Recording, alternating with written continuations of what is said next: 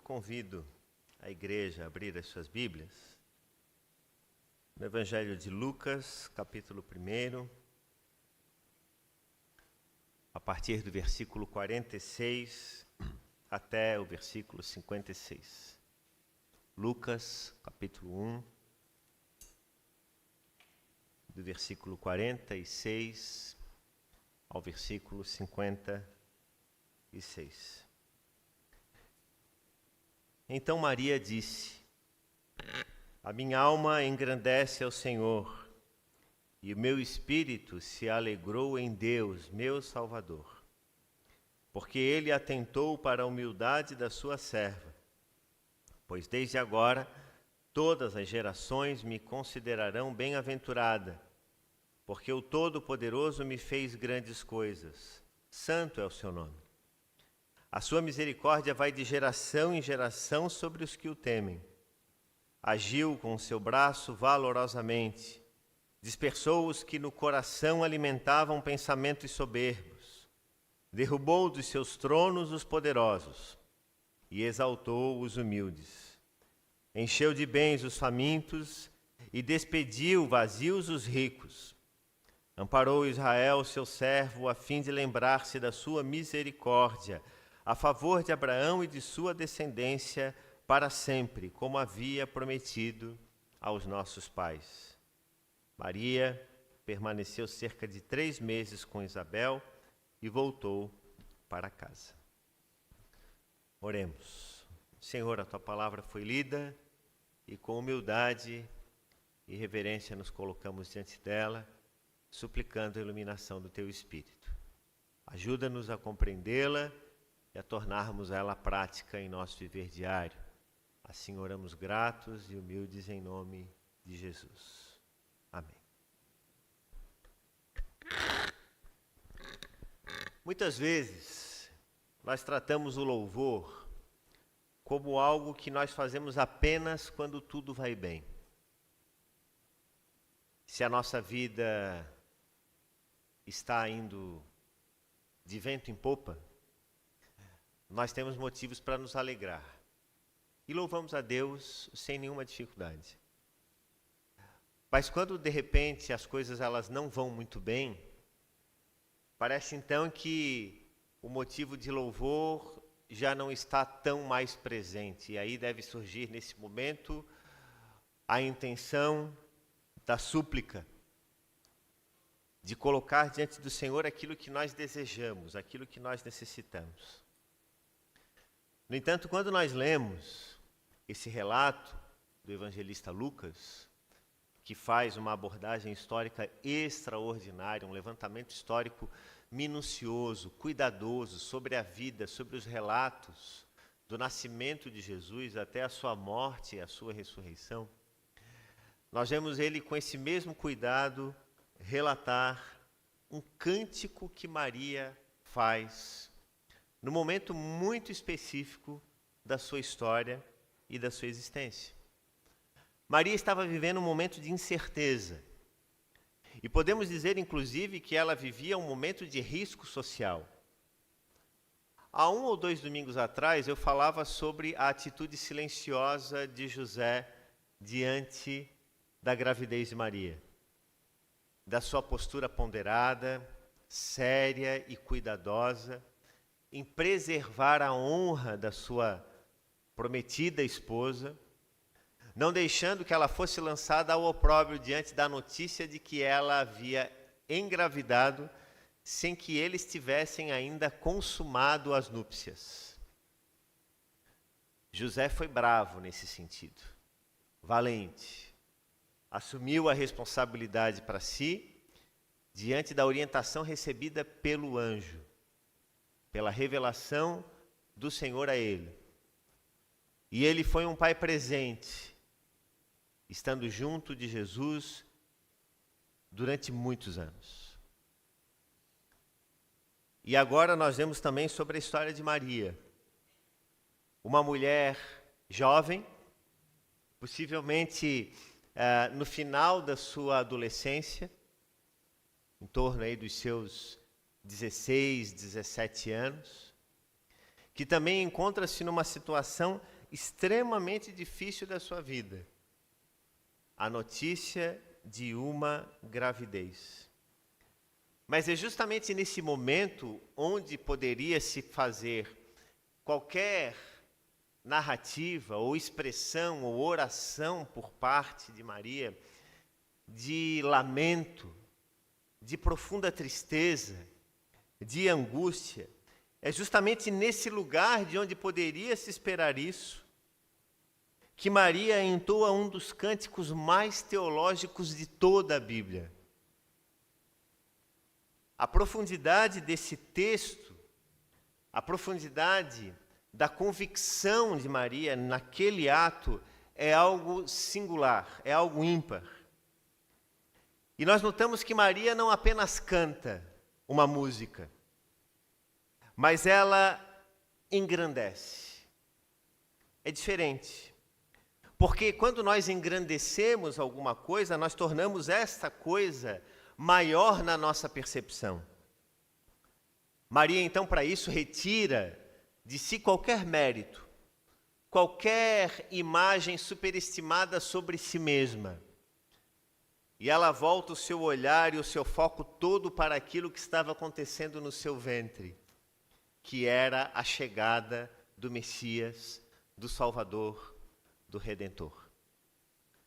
Ela sabia que aquele ente, aquele ser que estava sendo gerado dentro do seu ventre, era algo eterno, não algo finito, mas algo eterno. E assim deve ser aquele que se achega à presença de Deus para louvar. Essa consciência de si mesmo, da sua pequenez, porque o louvor verdadeiro, ele reconhece primeiramente quem Deus é. Depois, ele, ciente de que está diante desse Deus Santo, Todo-Poderoso, e ele olha para si mesmo e se vê como alguém incapaz. E reconhece a sua condição diante dele. E assim foi com diversas figuras e personagens da Bíblia ao longo da história. Moisés, quando chegou à presença do Senhor diante da sarça ardente, ele não teve outra postura senão curvar-se diante da presença do Altíssimo. Tirou as suas sandálias, curvou-se, não se sentiu digno da presença de Deus porque reconheceu a sua pequenez. Isaías, igualmente, no livro que leva o seu nome, no capítulo 6, versículo 5, quando ele reconhece quem Deus é, ele diz: ai de mim, porque estou perdido, porque eu sou um homem de lábios impuros, e habito no meio de um povo de impuros lábios, e os meus olhos viram o Rei, o Senhor dos Exércitos. Uma convicção profunda de si mesmo. E talvez esse seja o grande desafio do nosso tempo, porque nós vivemos numa sociedade que valoriza tanto o ser humano, que fala tanto sobre o potencial humano, a capacidade do ser humano, a inteligência do ser humano, a criatividade do ser humano, a inventividade do ser humano, tudo aquilo de bom que o ser humano é. Mas só Deus sabe, Deus e você e eu sabemos, o que se passa no nosso coração diante dos dramas mais profundos da existência. Quando ninguém, nem mesmo às vezes o cônjuge que está ao nosso lado, tem capacidade de compreender e saber o que se passa no nosso coração. As dúvidas, os medos, as inquietações, as preocupações. E nesse momento não existe nada de maravilhoso no ser humano que faça mudar a realidade. Porque é naqueles momentos, muitas vezes, em que o ser humano se sente vil, pequeno, baixo. Mas diferente da sociedade do nosso tempo, que diz o seguinte: a régua é essa daqui, ó. Você tem que estar sempre bem, potente, útil. perfeito nas suas atitudes, nas suas ações, tendo sempre palavras assertivas, pensando em coisas boas, falando que é bom, fazendo exercício físico. Então aí as redes sociais para provar que é a verdade. As pessoas só colocam nas redes sociais o que tem de melhor de si. Porque com isso nós mostramos o quê? Poder, status, capacidade, autogoverno. Mas e quando a dúvida vem? E quando o problema vem? Não existe nada, nenhuma receita humana que seja capaz de preencher o vazio da existência humana. Então nós olhamos para a história de Maria, olhamos para a história de tantos personagens e até mesmo de Isaías, como lemos agora há pouco. Um ensinamento grandioso de que o louvor genuíno, ele não surge da autossuficiência, mas acima de tudo da humildade. E você não vai enxergar em nenhum outro personagem ou figura histórica aquilo que você encontra em Jesus. Toda a sua história é fundamentada na humildade. Tudo. Por isso que pensar sobre a história de Maria e a sua atitude, a sua reação diante do anúncio daquilo que estava sendo gerado no seu ventre e na sua vida, e o seu cântico em exaltar a grandiosidade e a magnificência de Deus nos mostram que essa história, esse relato, esse cântico, essa oração é um verdadeiro manifesto da misericórdia. O Magnificat, conhecido e cantado ao longo dos séculos, ele não é um cântico sentimental. O Magnificat, ele é uma confissão de fé profundamente enraizada no Antigo Testamento. Maria não tira esse texto do alto da sua cabeça, da sua capacidade criativa, mas ela é alguém que conhece bem a palavra da verdade. Ela é alguém que conhece profundamente os ensinamentos do seu povo e do seu Deus. E quando ela proclama, quando ela declama este cântico, ela está cantando como quem conhece a história de Deus. O seu louvor, ele ecoa desde os Salmos até o cântico de Ana, mãe de Samuel. Então a história de Maria é uma história surpreendente, maravilhosamente, bem redigida e escrita e relatada, melhor dizendo, aqui nos Evangelhos. Um grande ensinamento para os nossos dias. Dias de autossuficiência, dias em que as pessoas tentam esconder muitas vezes as suas fragilidades. Maria faz uma verdadeira confissão da graça de Deus sobre a sua vida e sobre o seu povo. E por que é que Maria faz isso? Em primeiro lugar, porque ela tem consciência da humildade que ela deveria ter ao reconhecer tudo aquilo que estava acontecendo com ela naquele instante. Veja o versículo 46 a 48. Então Maria disse: a minha alma engrandece ao Senhor, e o meu espírito se alegrou em Deus, meu Salvador. Porque Ele atentou para a humildade da sua serva, pois desde agora todas as gerações me considerarão bem-aventurada. Ela não está destacando aqui a sua capacidade, mas ela está destacando aquilo que está acontecendo dentro do seu coração e dentro do seu ventre. Então Maria, ela não tinha absolutamente nada para oferecer a princípio. E ela é chamada de serva, porque ela diz, porque ele atentou para a humildade da sua serva. A palavra serva, no grego koine, que foi o texto escrito aqui do Novo Testamento, a palavra serva significa doulé.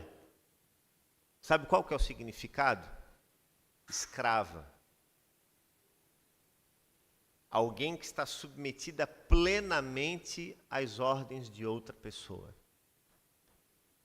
Qual de nós, por exemplo, poderia falar isso de Deus? Senhor, eis aqui o seu escravo. O que o Senhor mandar eu fazer, eu farei. Foi esse sentimento que ocorreu e que se passava no coração de Maria naquele momento. Eis aqui a tua serva. Então significava que aquele ato, aquele gesto, não ocupava um lugar de prestígio, não daria a ela direitos próprios, nem daria para ela ascensão ou voz social mais destacada. Porque não é isso que acontece. Em nenhum momento você vê protagonismo por parte de Maria. Você vê o interesse dela e de José em todos os momentos de preservar aquilo que estava nascendo. Em que pese a própria palavra nos diga que o lugar de Maria é um lugar insubstituível. Porque ela gerou o Rei dos Reis. Ela é sim bendita entre as mulheres. E bendito é aquilo que foi gerado no ventre dela, Jesus. A palavra de Deus nos fala a respeito disso e sobre a relevância disso. Mas o que esse texto nos mostra é que Deus não precisa de grandes palcos. Deus não precisa de grandes lugares, de lugares iluminados, belíssimos, de pessoas influentes para agir na história. Deus não precisa de líderes poderosos, de articulações políticas. Deus não precisa de partido político. Deus não precisa de bandeiras ideológicas.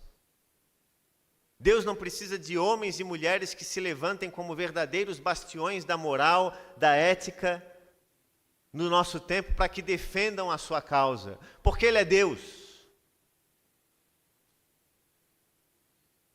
Deus é Deus.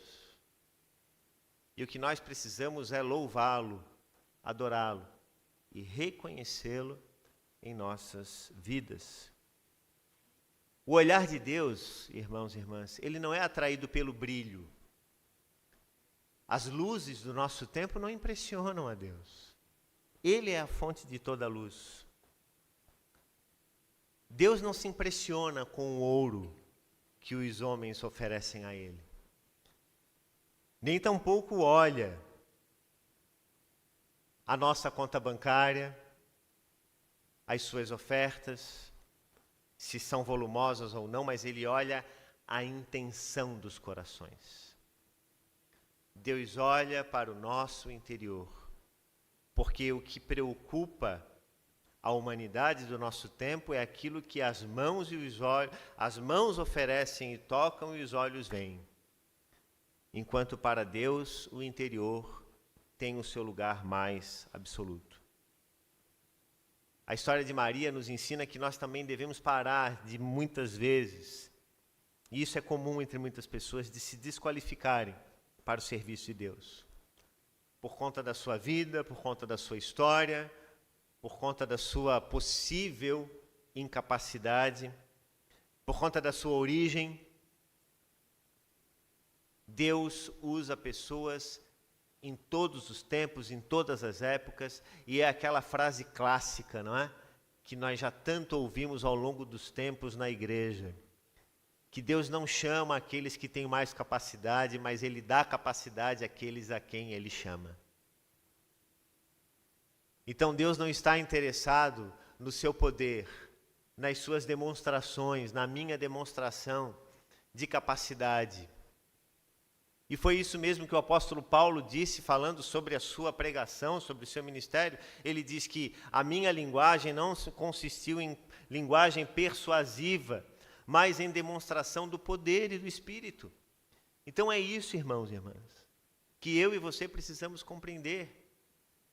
Se nós reconhecemos o nosso lugar, se nós olhamos para Deus e conseguimos compreender quem é Deus, na sua grandiosidade, na sua santidade, naquilo que Ele é, as coisas estão no seu devido lugar.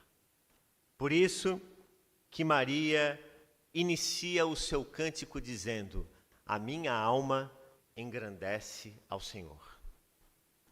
Porque não basta dizer apenas, a minha alma reconhece que Deus é grande. Não, a minha alma coloca Deus como soberano, engrandecido, muito mais do que qualquer expressão que possa dizer que Ele é grande. Deus está acima de todas as coisas. Outra coisa importante que esse texto nos ensina é que Deus age ao longo da história em favor dos pequenos. E a partir do versículo 49 nós lemos: porque o poderoso me fez grandes coisas, santo é o seu nome. A sua misericórdia vai de geração em geração sobre os que o temem.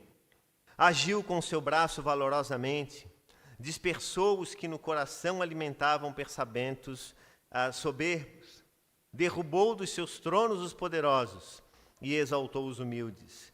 Encheu de bens os famintos e despediu vazios os ricos. Não adianta chegar na presença de Deus dizendo: eu tenho que oferecer para o Senhor. Deus não se impressiona com isso.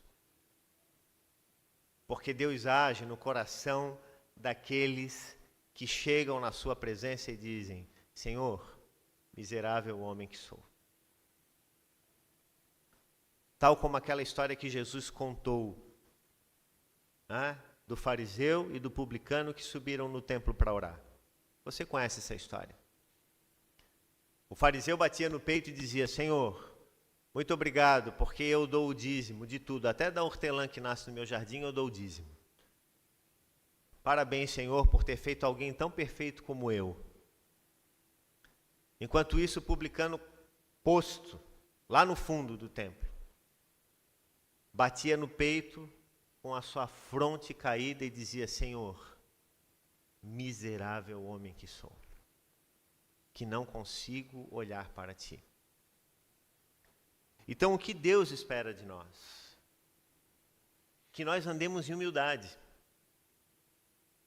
que busquemos a justiça, que pratiquemos a misericórdia. É isso que desde os profetas nós aprendemos nas Escrituras Sagradas. Então a nossa postura diante do Senhor sempre deve ser uma postura de pessoas que reconhecem a sua condição. Maria diz: o poderoso me fez grandes coisas. E ela diz inclusive que ele derruba tronos e os poderosos e exalta os humildes. Maria, no período em que estava vivendo, estava sob o domínio de Herodes, o Grande, no império de César Augusto. Homens que em Roma se intitulavam divinos e poderosos. Homens que se acreditavam todos poderosos. Que olhavam para a sua própria capacidade e se acreditavam divinos. Então o Cântico de Maria nos mostra que Deus é um Deus que se revela e intervém na história.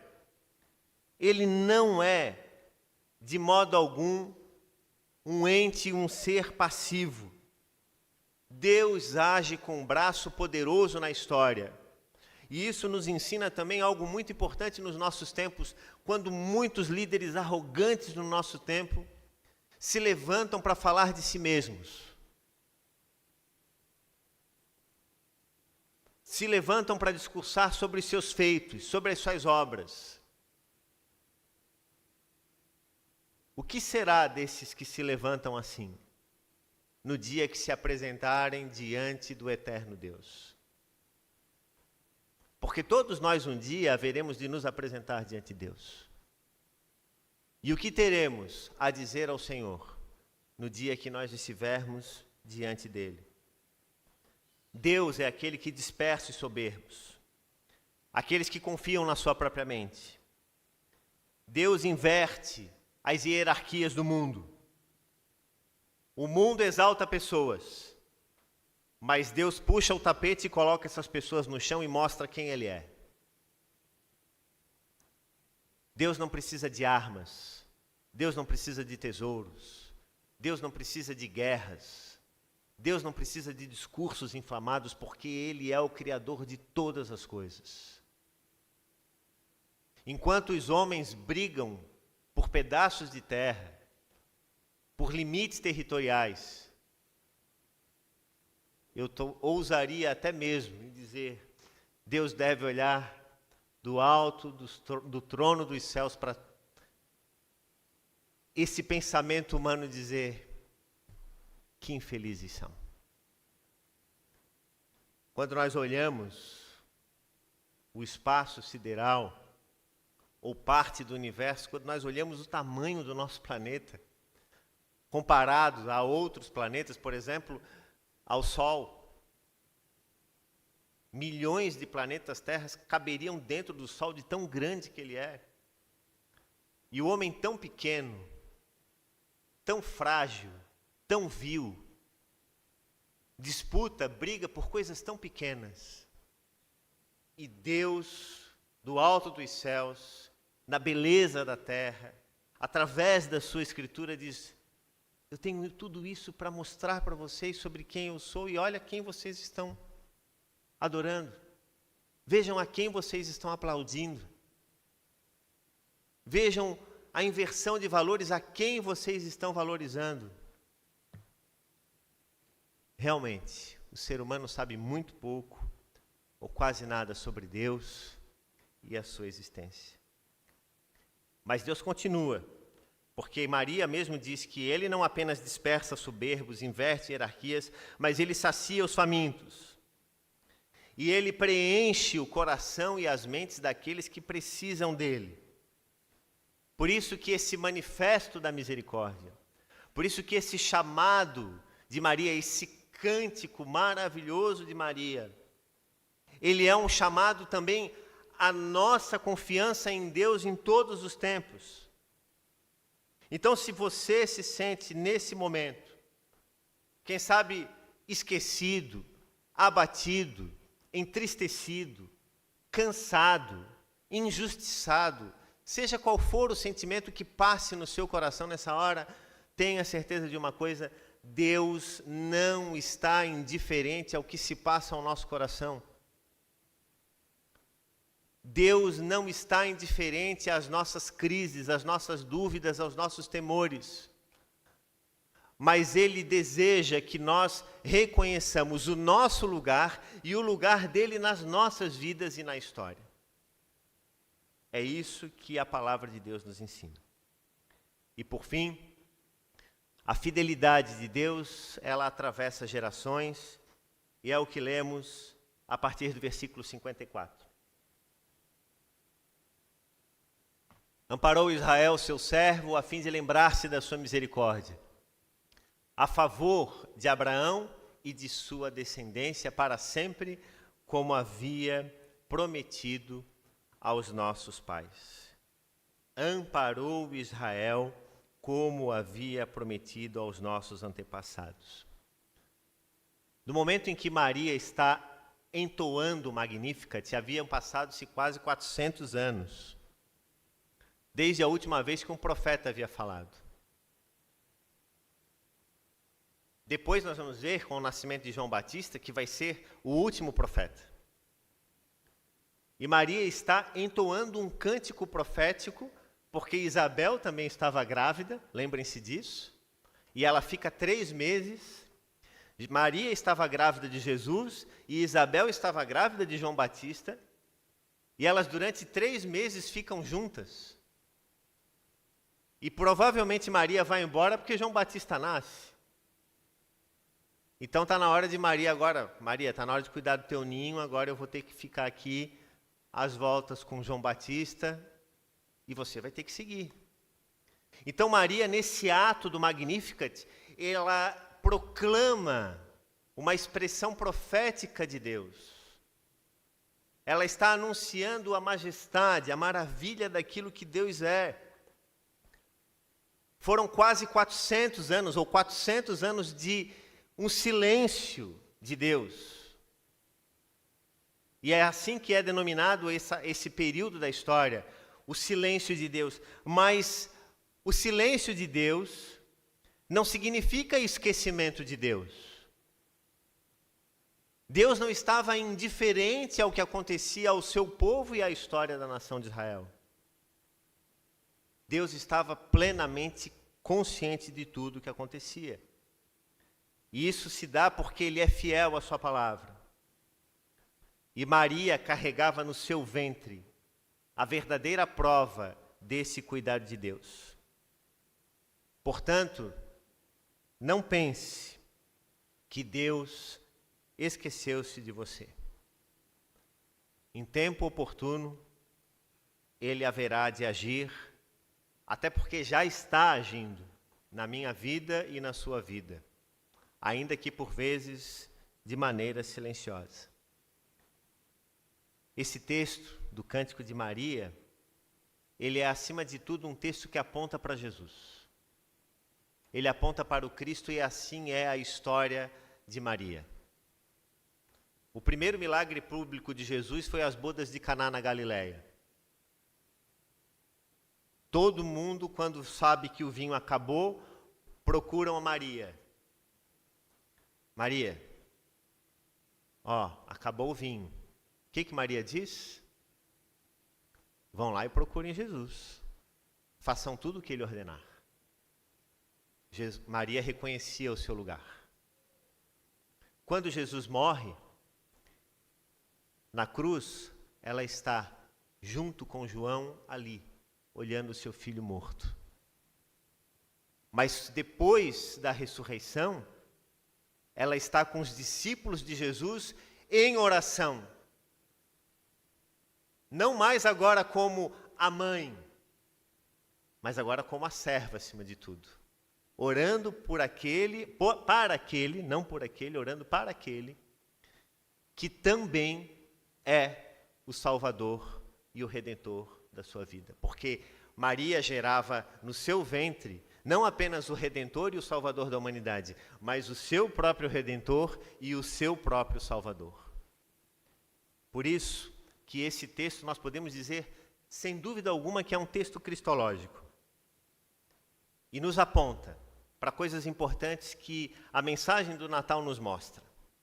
A primeira delas é que o Filho eterno de Deus, Ele se fez pequeno.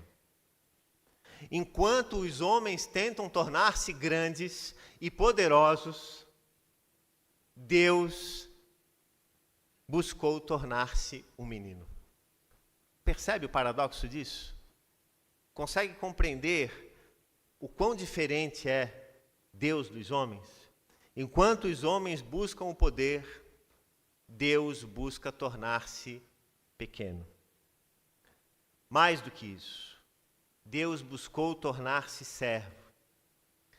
E esse servo, o santo, se aproxima dos pecadores. Portanto, aquilo que Filipenses, capítulo 2, versículo 8, nos fala, que a si mesmo se humilhou, tornando-se obediente até a morte, e morte de cruz. Por isso que Jesus nasceu numa manjedoura. Por isso que Jesus nasceu Manjedoura é um nome bonito, né? Manjedoura é um nome bonito. Jesus nasceu num coxo dos animais se alimentarem. Foi nesse lugar. Manjedoura parece um berço, né? Bonitinho. Não, manjedoura é um coxo. Um pedaço de madeira farquejado, cavado e tornado num lugar para os animais se alimentarem. Jesus não nasceu por acaso nesse lugar. Jesus não veio na sua humildade por acaso. A sua história não é uma história de humildade por acaso. E tantos relatos, e nós poderíamos passar aqui horas falando sobre tudo aquilo que Jesus fala, sobre tudo aquilo que Jesus foi. A busca dos magos, quando foram até o palácio de Herodes, acreditando que havia sido nascido, crendo que havia nascido o Salvador, o Rei dos Reis, foram no palácio atrás do rei. Se o filho do rei nasceu, é motivo de festa. Chega lá, não, aqui não nasceu. Aqui não tem ninguém. Jesus mesmo, quando fala de si, diz, olha, as raposas têm os seus covis, e as aves têm os seus ninhos, mas o Filho do Homem não tem onde reclinar a cabeça. Esse é o Jesus. Esse é o Jesus que o nosso mundo precisa. Esse Jesus é o Jesus que eu e você precisamos nesse Natal. Um Jesus humilde. Um Jesus que teve um pai humilde, José. Um homem de atitudes e ações silenciosas, mas sempre presente. Uma mãe como Maria, atuante, serva e consciente do seu lugar na história. Que a gente busque fazer com que as nossas famílias sejam mais parecidas com a família de Jesus. Que nós, pais, sejamos mais parecidos com José. Mães, busquem ser mais parecidas com Maria. Nós, filhos, sejamos mais parecidos com Jesus. Não é à toa que Deus usou essa história e cada uma dessas personagens para falar da história do Salvador, o Rei dos Reis. Amém?